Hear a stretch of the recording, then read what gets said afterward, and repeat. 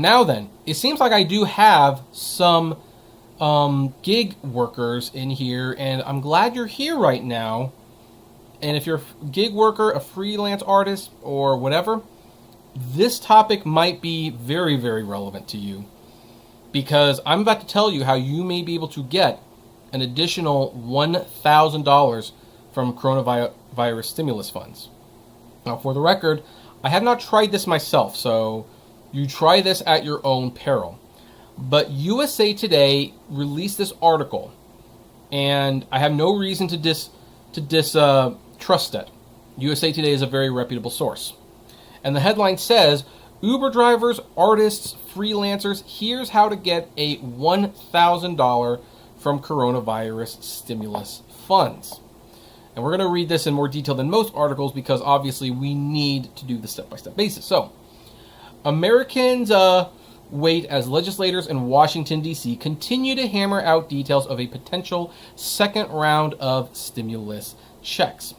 In the meantime, independent contractors, freelancers, and gig workers whose businesses have been impacted by COVID-19 are eligible to receive a grant of $1,000 from the federal government.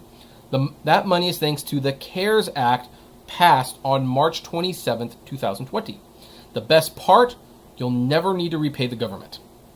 That's the good news for the 57 million Americans who work as riders, drivers for rideshare services, artists, photographers, house cleaners, and in other jobs that provide flexibility but little security. Here we provide answers to some commonly asked questions regarding the $1,000 grants associated with Economic Injury Disaster Loan, part of the Small Business Administration Support Package. First question, am I eligible?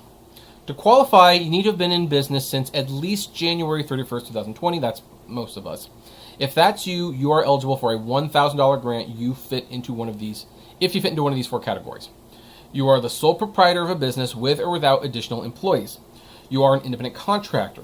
You are a freelancer. You are a gig worker. So I think most people in this chat room fall into one of these categories. Now, how do I apply online? You can apply for a grant access through the Small Business Administration website. The process is fast and easy. In fact, just to make it even more easy, I will share that link right here in the chat room. And for anyone watching the replay of this, you can check it out below. So anyway, what information do I need to provide? The nice thing about the SBA's grant application is how little information you need to fill out. Here is what they ask for.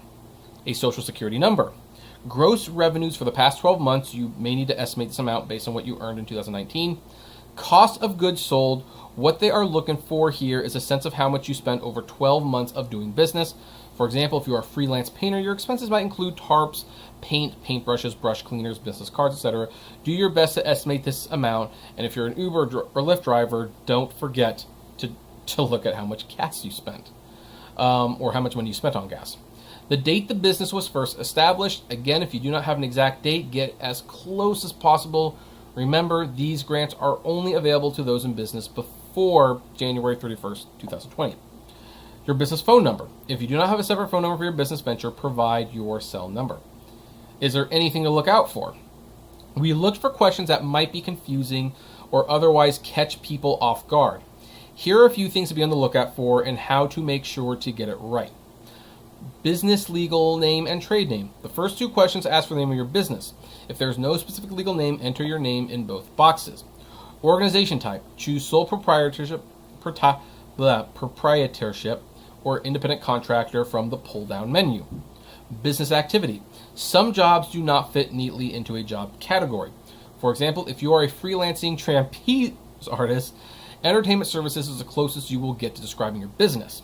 Depending on your job, you may find a better description under detailed business activity. If not, that's fine. Just get as close as you can. Number of employees. If you work on your own, the number will be 1. In other words, do not forget to count yourself. Is your business owned by a business entity? At the very top of the second page of the application, and easy to miss, is a question asking you if another entity owns your business. The answer is no. And apparently, because I would argue that if you are an Uber and Lyft driver, then they do own your business because they make the rules. But legally, I guess you're allowed to say no if you're a gig worker and you're applying for this. Ownership percentage. Type in 100 to indicate that the business belongs solely to you.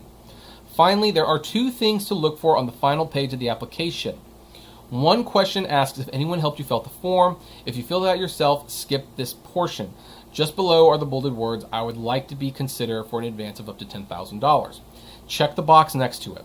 As an independent contractor, freelancer, gig worker, you are not eligible for a $10,000 grant, but checking the box indicates that you want the $1,000 for which you do qualify. How do I let the SBA know where to deposit funds? Oddly enough, we found this to be the trickiest portion of the application. You will need to provide some information about your bank account, generally found on the checks. The grant application asks you for your bank account number first, the series of numbers found at the bottom center I'd show you, but I don't want you to see my banking information. Next, they ask for the routing number. When will funds be deposited? The SBA says you will receive your grant within days of completing your application. That said, there is no real way of knowing how long it will take the SBA to process the scores of applications pouring into their system.